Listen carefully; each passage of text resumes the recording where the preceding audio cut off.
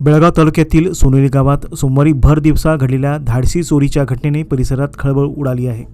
घरात एकट्या असलेल्या वृद्ध महिलेच्या गळ्याला चाकूचा धाक दाखवत अज्ञात चोरट्यांनी घरातून सुमारे 8 तोळे सोन्याचे दागिने, 20 तोळे चांदीचे दागिने तसेच 50,000 रोकड असा मौल्यवान ऐवज लंपास केला। मिळालेल्या माहितीनुसार मेन रोड सोनोली येथील पुंडलिक कल्लाप्पा झंगरूचे यांच्या घरी ही घटना घडली। घरात असलेल्या लक्ष्मी नारायण झंगरूचे या वृद्ध महिलेच्या गळ्याला चाकू लावून 2 अज्ञात चोरट्यांनी त्यांना धमकावले। त्यानंतर घरातील कपाटे उघडून सोन्या चांदीचे दागिने आणि रोकड घेऊन चोरटे पसार झाले। घटनेच्या वेळी घरातील इतर सदस्य भात लागवडीच्या कामासाठी शेतात गेले होते। याच संधीचा फायदा घेत चोरट्यांनी घराच्या मागील बाजूने प्रवेश करत सोमवार दिनांक 20 जुलै रोजी दुपारी 12 वाजण्याच्या सुमारास ही धाडसी चोरी केली। घटनेची माहिती मिळताच वडगाव ग्रामीण पोलीस तातडीने घटनास्थळी दाखल झाले। पोलिसांनी पंचनामा करून तपासाला सुरुवात केली असून परिसरातील सीसीटीव्ही फुटेज आणि अन्य पुराव्यांच्या आधारे चोरट्यांचा शोध सुरू आहे।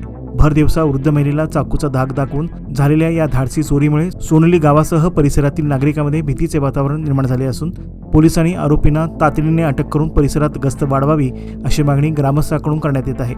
चोरीस गेलेल्या ऐवजाचे मूल्य आणि इतर तपशील प्राथमिक माहितीनुसार असून अधिकृत पोलीस तपासानंतर यामध्ये बदल होऊ शकतो।